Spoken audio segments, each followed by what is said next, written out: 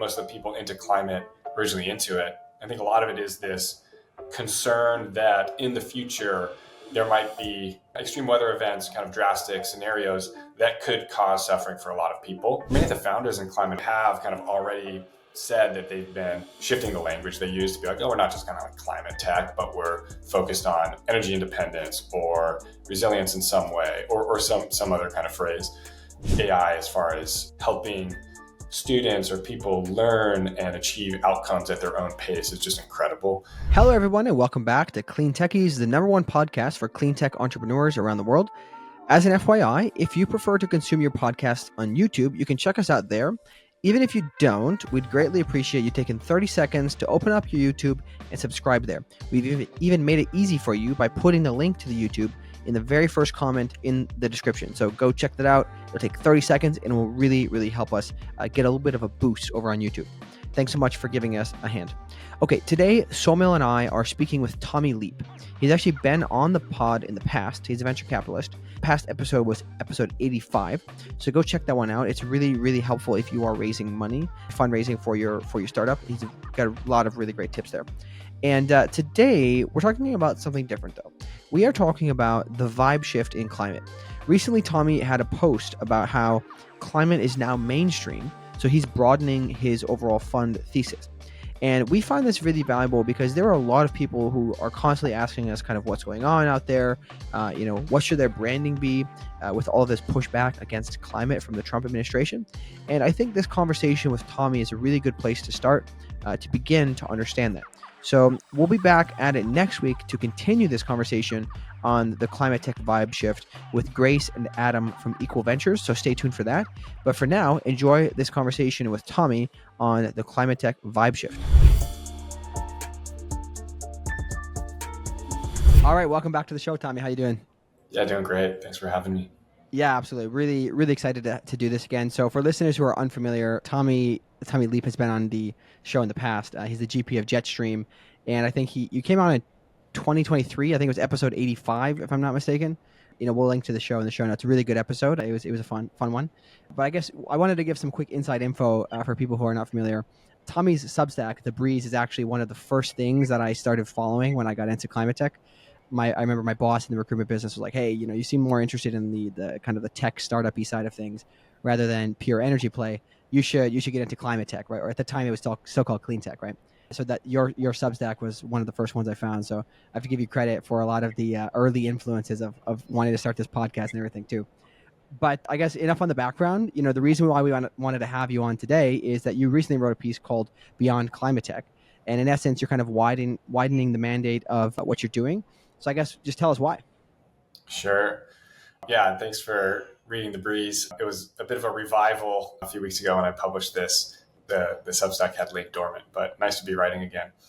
Yeah, so high level, I got into climate tech in 2019, and it was, maybe kind of the frontier of what was going on in climate. Of course, there had been the clean tech 1.0 wave, but in 2018-19, we saw another wave coming. Jason Jacobs, that started my climate journey. YC actually had a request for carbon removal startups at the time. Lower carbon had been going. I think Albert Wenger at Union Square Ventures was talking about it. So, I had some of these folks were some of my inspiration from then. And I got really into it. I hadn't spent any time learning about climate change before that. I think Greta was in the news. Green New Deal in the US in some capacity was in the news. And so, I got hooked. And I wanted to figure out who are the founders and investors doing anything interesting in the area. So I did some work with a great fund called Congruent Ventures as a consultant. And then in 2021, I was able to start Jetstream. And so over the past few years, basically the climate tech industry or ecosystem or community has evolved. It's now, I would say, like a global movement. There are tons of VCs. There are big dollars. There's sovereign wealth funds. And then there are just a bunch of startups, and there's some emerging winners. I like to talk about Fervo, the geothermal startup, as potentially a big upcoming winner in the space. There are a bunch of nuclear companies that, might work out and might get big. I could kind of go down the list of different types of companies, but the space is maturing. And so as is climate tech a theme or a category? It's more of a theme, but as the different subsectors of climate tech are maturing, I think some of the winners are coming out. And For me, it has begged the question of where is the frontier of investing and of climate. At the same time, the AI wave is happening in a big way. And then the other, and which we can dig into a bit. And then the other thing I like to mention is what has been referred to as the vibe shift, or VC in DC, where kind of the White House administration is shifting, and that brings some changes with it as well. What exactly is the frontier in your opinion then? Okay, well, there are many frontiers in technology. I mean, certainly like many things happening with AI, both on the software side, application layer side, as well as robotics. And some of these kinds of companies are climate companies. I'm an investor in a company called Grit Robotics that's making a machine that automates the installation of solar panels. And that's like an AI company that has a bit of robotics. And I like to think of that as like AI building infrastructure to power more AI, which is a bit circular but fun. And we kind of see AI as a tech wave going into climate and other areas. But for me personally, maybe there's a little personal maturation too. Like I have 2 kids now. I'm thinking about obviously climate as an issue, but other things like health, my own health, my family's health, friends' health, education, like how my kid's going to learn differently than I do. Fitness is kind of there in health, and a handful of other topics I read about in the breeze. Those really come to the fore. And I also think of climate as, if I think there's a great question of like, why are you interested in climate? Why are most of the people into climate originally into it? I think a lot of it is this concern that in the future there might be extreme weather events, kind of drastic scenarios that could cause suffering for a lot of people. And in the same way, we can use technology to kind of reduce suffering or improve people's lives or increase prosperity in other categories too, like health, wealth, and resilience are the 3 that I've called out. And so that's for me kind of, it feels like a natural evolution towards just expanding the category with the same spirit of why I came into climate in the first place. Mm-hmm. No, I like that a lot. I think it's a good way to frame it, because it often felt like, I mean, this is maybe the first time we're really thinking about this on the pod, but it felt like in the past that we're investing in climate because it's existential, right? Like we have to fix this kind of thing, rather than really being focused on hey, we're going to improve people's lives. Like obviously that's part of it, but it's been framed from a different kind of initial perspective. So I like the way you're kind of tying these things together. One thing you mentioned in your post was that climate tech is now mainstream, and you kind of mentioned that just a little bit earlier. But can you just expand upon what that means to you? Like, why do you say that climate tech is now mainstream? Yeah, kind of back in that 2019 and 2021 earlier era where there are a lot of new emerging startups kind of in climate tech, the big question was, will market forces kind of come behind climate tech startups and help these industries grow? And so maybe some of them were inevitable. I would say yes, in many cases they have. And maybe some of them were inevitable, like the cost of solar just continues to decline rapidly. The cost of batteries continues to decline. Now we're seeing software go in to optimize batteries and solar and kind of the installations of them, as I mentioned. And so, there's just like a lot of capital has been moved behind these companies. And, in my view, market forces are moving some of these forward. And that might be, in some cases, there are big customers that have shown up to continue buying. But then on the flip side, there are some cases where customers did show up and maybe now they're retreating. And so this is kind of back to the vibe shift of, ESG was a big thing for a while. And now that it feels like there's a retreat from the idea of ESG, at least from a national politics level. And I think that does trickle down to customers. I think carbon accounting in general and carbon offsetting, just like big questions right now for customers about was kind of the 2021 to 2024 era. Like, did these corporations really mean it? Or was a lot of their signaling kind of like virtue signaling? Or are they serious about getting on a path of decarbonization? And so some of those markets are just kind of getting sorted out. You know that feeling when you meet someone who shares your vision for the future? It just clicks, like 2 peas in a pod. Well, that's exactly how we felt when we met Goodwin, who we are proud to have as our sponsor. Being the first major law firm to set up a climate-specific startup and venture practice makes them exactly the kind of partner we are excited to work with. They realize that there are a plethora of challenges to building climate tech startups, and that's why they have built an entire suite of resources for founders, investors, and entrepreneurs in the space. They even offer several tailored pricing methods. And guess what? It doesn't matter where you are listening to this. Goodwin is a global law firm that you can trust to be your partner through it all. From incorporation to exit, they've got you covered. Go to goodwinlaw.com and tell them Clean Techie sent you to get exclusive access to startup resources.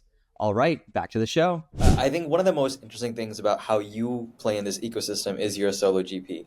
And so we started chopping up a little bit before the show, but I think within climate, you find that it's still such a nascent industry in terms of the investing fundamentals that there's not sort of a norm or a standard. People are trying it in many different ways. And so you're doing it the solo GP way. So, to set the context, I'd first love to hear, so how has that experience been, right? In terms of maybe navigating the space, the diligence, but also your role as an investor. Yeah, so I've always kind of through my investing career, I've always been someone who likes to kind of travel across different types of networks and communities, and mostly in a solo way, though I've been part of other organizations. So when I started getting into climate tech, I wanted to meet everyone I could and try to figure out how can I play in this ecosystem. And it was just kind of natural to stay solo, stay lean. I like to use the phrase "stay in motion." And I was kind of fortunate with the timing and ability to raise Jetstream Fund 1 in 2021, and met tons of people. Have a bunch of my LPs are kind of work at other funds or founders of other climate tech places. So kind of was able to dive into my network very quickly and have the support of just like a bunch of people in the climate tech community, which is wonderful. Yeah, I think there are some challenges, right? So I deliberately choose to play at pre-seed, which is super early. It's when I like to meet founders. It's also where I think I can be the most valuable, partly because of my network of follow-on investors. I really like helping startups with fundraising and figuring out who to talk to and how to decode it, and how to kind of optimize a fundraise. And then there's also the storytelling element of getting a company started that I really, really love. So the pre-seed stage fits my personality, and I think it fits my network, which we can go into, but don't want to dig into. And then because as we were saying earlier, when a startup kind of quote unquote goes to market, especially if they're an interesting company, a lot of the great VCs kind of fly in and invest and take up the whole round. And that's great if I'm already an investor. But if I'm not, it's really challenging for me to get involved. So I try to find companies super early, inception, and leverage my network and expertise in the space out. Yeah, and we were just kind of talking a bit about that.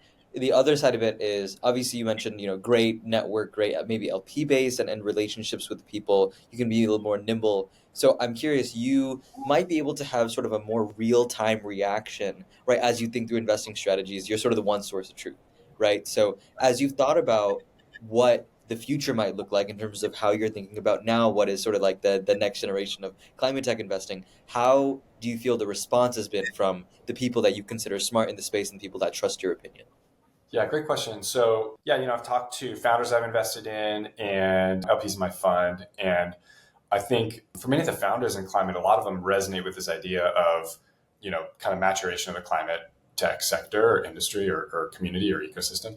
And, many of them have kind of already said that they've been shifting the language they use to be like, oh, we're not just kind of like climate tech, but we're focused on energy independence or resilience in some way or some other kind of phrase, which is helpful because investors respond to marketing. In fact, anything investors say is basically marketing. And so, founders have to market to investors and to their customers as well. And then on the LP side, a lot of LPs, it's resonated with a lot of LPs. Some are going to stick into their lane, which might be climate tech. Others are already more broad and we're looking to me to share climate tech deal flow with them. And so they're kind of like, oh, great. Now you can share all kind of investment opportunities with us. And some I'm basically, they're like, okay, this is interesting. We've seen traces of this, but it's helpful for me to kind of summarize my thoughts and share with them. So a range of responses. I think being kind of nimble and solo has afforded me the flexibility to just be able to kind of say what I want and not be stuck to a dogma of, this is kind of what I have to do, which I'm really grateful for. And to my LPs for giving me that flexibility.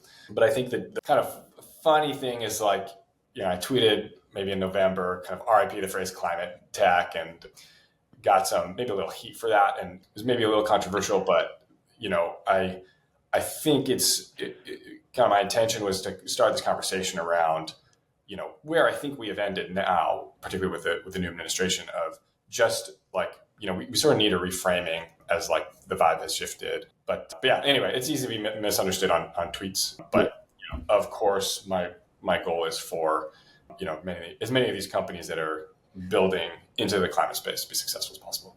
Yeah. And I think that's been what you're saying is related to sort of this common phenomena of what climate tech has been, is sort of been, for a lot of LPs, it's sort of an impact investment sort of allocation. It's not generally considered to be at the same level as like maybe what you're looking for is like a, return on investment or a portfolio returning thing. And I think that's caused a huge reckoning as now the things that would have normally supported your path to impact for a startup is, whether it's a government subsidy that's no longer there or general confidence that's shaken, maybe, increased focus on energy resilience, right? There's been a lot of things that have muddled the waters in terms of climate tech as a sort of a impact vector. And I think that's created a lot of confusion for a lot of GPs who, frankly are struggling to raise their fund twos or, follow on. So I just think with the things you're saying, the divided mentality, the different ways that people interact, I think encompasses that chaos a little bit pretty well. ClimateTech founders are taking on a huge challenge. Not only do they need to know how to build a startup, but they also need to deal with hardware, have a strong handle on climate policy, know how to fundraise from diverse investor types. It's a lot. That's why we made Clean Techies, the #1 podcast for climate tech entrepreneurs. In addition to our jobs, we devote 20 hours a week to producing this podcast for you. This way you can learn from the people who have walked the path before you, learn from their mistakes, and gain insights on navigating this complex journey. If this mission resonates with you, we are asking for your help. It takes a lot of effort and it's not free. If you are already a subscriber and want to help, start supporting us today by going to Substack and clicking Upgrade to Paid. Thanks for helping all the climate tech entrepreneurs like you. I can speak to kind of a couple of points to that. One, I have a friend who, works with a lot of LPs and back in the summer, fall, kind of what he was hearing was just a big fall off in LP interest in climate tech as a theme. Yeah. And so that informed part of my view. And then, I have other friends who are either solo GP or small funds considering raising their next climate tech funds. And, I'm investing out of my fund one, but as I think of the future and I kind of talk to some of these other investors, it feels like 2025 would be a really hard year to raise a small pre-seed climate tech focused fund, given that there are many others, both kind of in the probably sub 50 million zone. And there are many big ones kind of in the 300 million plus. And so that's another part of the maturation is that the investing stack has matured. Some of those funds that have started small have gotten quite big. Some of, congruent, I forget exactly the size it was. I want to just kind of guess that it was sub 100 million back when I got involved as a consultant in 2019. And now they have $1 billion a year. So that's awesome. It's awesome for the space. It's great to attract that kind of capital into climate, but it's also just kind of a signal of there has been maturation in the investing stack, and power to the GPs that can and will raise those climate focused funds. Absolutely. Mm-hmm. But I think for me, kind of given my interest and just how I intend to navigate the space, I think I would have to do something slightly different. Yeah, no, that makes a lot of sense. I think I was gonna ask you if a lot of other people were gonna widen their aperture, but it sounds like you're already saying that that's happening for sure. Like a lot of people are thinking, hey, we're gonna add some things to it, and I just like the perspective that we can basically realize that underlying climate is this idea of helping people, kind of like Samuel was saying, in like an impact related way, and there's many ways that there can be impact, right? And I guess maybe like a super optimistic hope would be that as an outcome, maybe people will think much more about, rather than just making money, like how can you actually also really, really help certain people, whether it's, specifically related to climate or not. Maybe that will kind of start to underlie the themes of other funds as they kind of widen their aperture. So I like that. But I did want to ask you, I guess, do you believe that the reason why people are so set on shifting and opening up the aperture is out of necessity for survival, or does it really just come down to LPs? I mean, I can't speak for everyone else. I think for me, it's out of interest. There's probably some LP, maybe fatigue is the word. And for the survival thing, yeah, I just don't know what other people are going to do. Though there will probably be continue to be some consolidation. Kind of inevitably, I think there will be, some funds will be raised and some won't. And that's natural and that's probably healthy.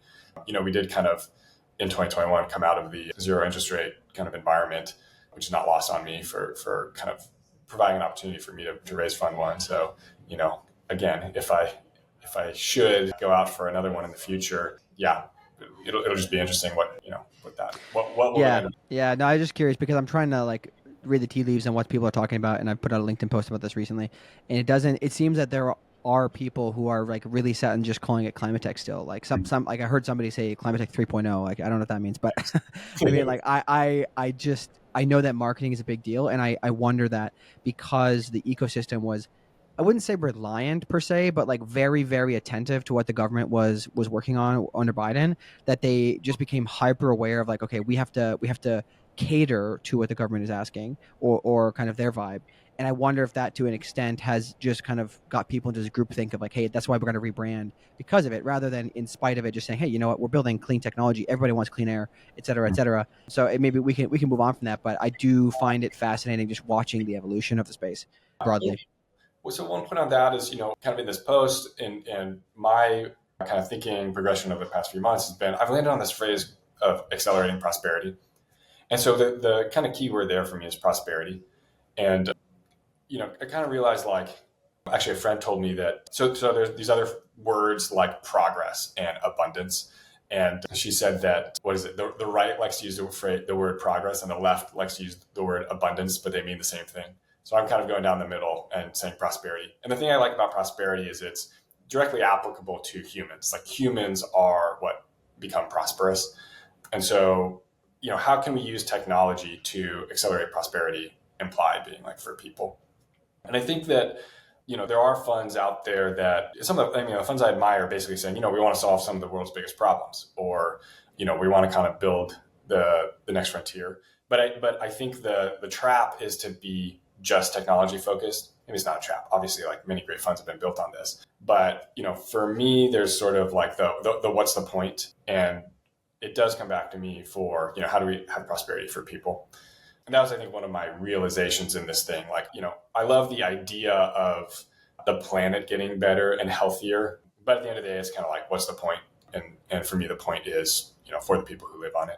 And for, yes, the kind of other species and ecosystems and their habitats and all that. But that, at the end of the day, is also for people. Yeah, no, that makes a lot of sense. I mean, let's dive into this new scope then. So tell us a little bit more. So the core, I think it was the three big categories you outlined were health, wealth, and resilience. So yeah, just break down why specifically each of these are really interesting to you from an impacting humanity perspective.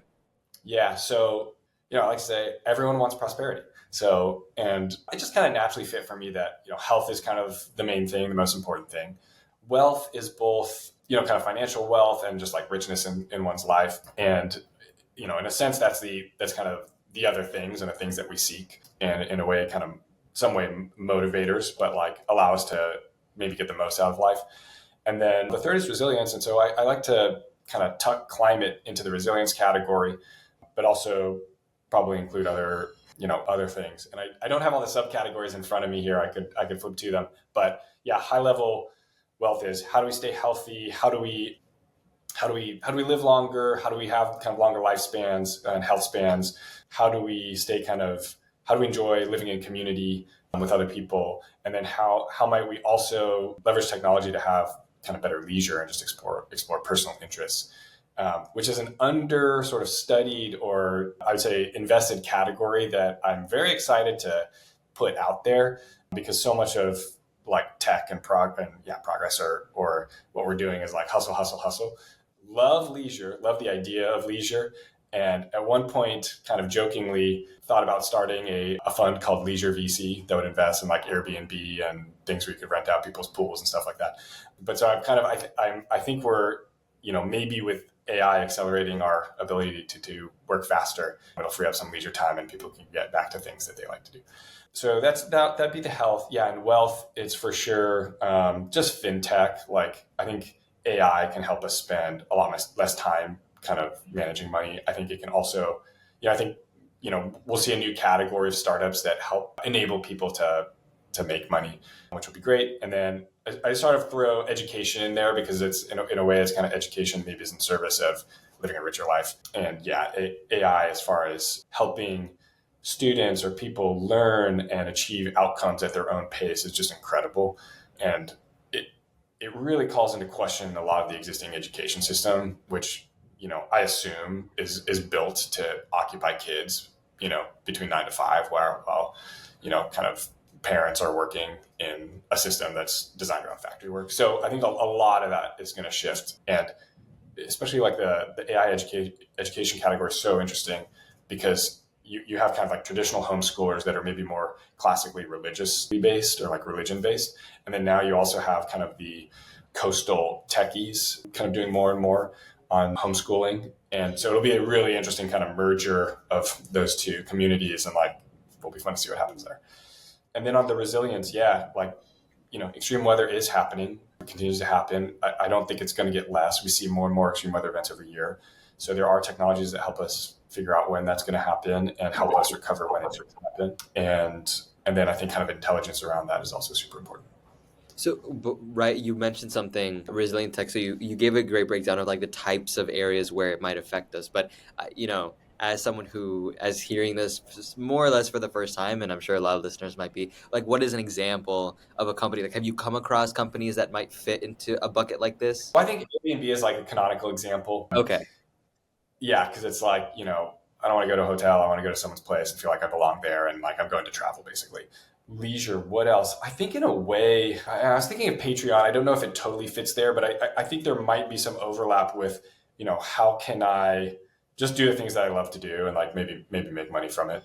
And something like Patreon may be there. Maybe the angle for Patreon actually is like, if I want to learn something, in my leisure time, I can kind of support someone's Patreon. Yeah, I think like sports are massive. I watch English Premier League. I'm a Liverpool fan. I go Reds out there.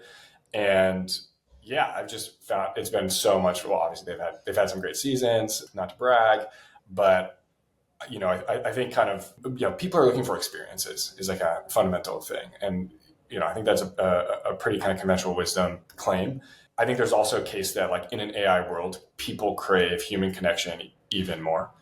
And, I think some of these, being able to facilitate leisure or get people to live in walkable neighborhoods or live near their friends so that they can do things that just kind of make life more fun and worth living and memorable. Those are categories. That's kind of in that category. So I'm an investor in a startup called Live Near Friends that is basically like helps people buy housing together. That's not directly leisure, but I live in an apartment building with close friends downstairs, a family of two like mine with kids same age. And it is awesome living in the same building as friends. And we see each other all the time. We do social stuff and leisure together. So that's a big thing. Anything that like makes it easier to bring community together, I think would fall into that category too. Yeah, I could totally see the community side of things. Like if you like lump community building into leisure, that's like a huge issue right now. It's something I think about a lot too. I did want to touch briefly on your go a little bit deeper on the education piece of things. You mentioned homeschooling. I was homeschooled. I also did this thing called Praxis, which I'm actually wearing the shirt of today. But it sounds very similar to some of the things that Anand Sanwal is talking about. I don't know if you know him from CB Insights, but could you just talk a little bit more about like some of the areas or examples on the ed tech side of things or just education side of things? Sure. So, I'm an investor in a startup called Primer that enables teachers, like the best teachers, to start their own micro schools. It's kind of like it's like in a sense sort of like Patreon, but for teachers. And they create physical micro schools in the states that have passed legislation that allows for this and enables this and kind of funds this. And so that's one that's super cool. So teachers have more power now and students have more choice. So that's really important. Two, there are a number of these AI apps like, I think it's called Mental, which is like a reading app on an iPad. And the founder basically shows these videos of his 2-year-old essentially learning to read with phonetic sounds. My son is 3 and I'm like, do I give him an iPad so he can learn to read? He's shown interest in reading, and that's kind of a good signal to try. That's pretty cool. Otherwise, you can pay Mental maybe a few $100 a month, or you can hire an individual tutor, or you wait until they're 5, maybe 6. I probably should know, or you wait a few years, but it's kind of the classic, like, man, kids like have, an immense capacity to learn and engage. And so why not start earlier? Why not take it into your own hands and do it? And then there's these kind of math apps like Math Academy and Synthesis, I think I've alluded to previously, where, the math thing was like a 5-year-old, some guy was tweeting about during the holiday break, having his 5-year-old speed run 5th grade math through this Math Academy app in like, I don't know, a week or two. And that is incredibly powerful. It's like Duolingo, which I've used, occasionally, but like it goes at your pace to learn. But then at the end, you've learned fifth grade math, elementary school math, kind of when you're in kindergarten. That is super powerful. Yeah, no, I'm a really big fan of this. I've been thinking about this recently. I think you know this already. My wife and I recently had our first, and it's like she's obviously only 2 months old, but it's I keep thinking about like, given my journey, like what will it look like to do education for? And like the common thing right now is always like, hey, keep away iPads from your kids, and et cetera. But like at the end of the day, now you can get like a tutor right directly from AI, and you can have a really massive shift. And I could go on a very long rant about the education space because I'm very passionate about it, but broadly speaking, I'm curious, like if let's kind of put a pin in this and say like, hey, it looks like education and lifestyle has already kind of changed for a lot of people, but like education as well is going to change massively. Do you think that these two things and these massive shifts in how people live and educate their children is going to actually have some sort of impact on climate broadly, like in how people view the climate, maybe because they were traveling more, etc.? Yeah, interesting. Good question. What was that book? Was it Paul Hawken who wrote about like the drawdown initiative? Where like here are like 100 or I don't know 50 or 100 things that we like need to do, quote unquote, to get to kind of global net zero. And I think number in the like top 10 was educate women, educate girls. So if you believe that, then for sure that would have an impact on climate. And just a couple of weeks ago, there was some news article circulating where some school children in Nigeria, and they were basically using OpenAI, assuming ChatGPT, to learn how to read or do math, and it was incredibly effective, and it helped them accelerate their teaching. So connect those dots. Like, yeah, I think eventually it would have a climate impact. It's not direct. We'll have to go back and look at Project Drawdown and see kind of how they make the case. But it does kind of come back to that, like, broader kind of global prosperity kind of helps with climate, helps with war, helps with suffering. It's just all better. Yeah, no, I think that makes a lot of sense. It's when massive changes in like how society consumes things, when these things happen, I usually assume that something is different. If different is going to happen, especially on the education piece, because if you go from like, this is a little bit of a harsh word, like indoctrination camps to, everybody's thinking on their own and they're really taking initiative from a young age. I think that the way they look at climate, my hope would be that they start to look at things a little bit differently, right? Because, I come from a place where people are very much interested in the status quo of like how life has been. And they oftentimes forget that the way we got here was through massive changes during the Industrial Revolution. And even then, they were concerned about clean air and things like that. So if you look at the original steel mills, it was really bad, right? So they fixed a lot of these things, and they're used to it, right? And we haven't seen too much change to the point where people are worried about it until now again. So maybe that will be a way to change. I guess one last thing we can kind of wrap up is, do you foresee kind of a big difference in investing in these spaces compared to climate? Like what's going to be the major difference from a fundamentals perspective? Yeah, I think with kind of these more like prosperity based sectors of like health, wealth, and resilience, I think there's more kind of on the consumer side that I'm interested in than I saw in climate. So there's kind of a diving back into consumer. My background, I invested in Robinhood and Patreon, which I mentioned, and some other kind of consumer apps that are, I was close with some of these other kind of inception of Instagram and Clubhouse just by knowing the founders kind of personally before, and saw those develop. And consumer is super hard and just takes a long time. Well, not necessarily a long time. It takes a lot of finesse to get it to work. And so I'm very curious to see like who is going to kind of build either like a front door to health or front door to fitness or front door to, financial management or financial advisory with AI. And will it be an emerging startup, or will it be ChatGPT for health or ChatGPT for fitness? OpenAI could do it. They recently launched kind of, I think, ChatGPT for government. So, maybe they can really nail these other categories too. But that's getting into consumer is interesting. And then I've also got some work to do in kind of reinvigorating those networks that have laid somewhat dormant, as I've kind of mostly been focused on climate the last few. Yeah, no, I do like this as a good place to wrap, because I think it's something that has been talked about over the years. It maybe like in the recent months, it's kind of gone to the side, but these things are all intertwined, like health and climate. All of these things are intertwined, especially when you talk about impact investing, like in sub-Saharan Africa, for example. Like these people are going to be the ones who are negatively affected by climate. So all of these things do play together.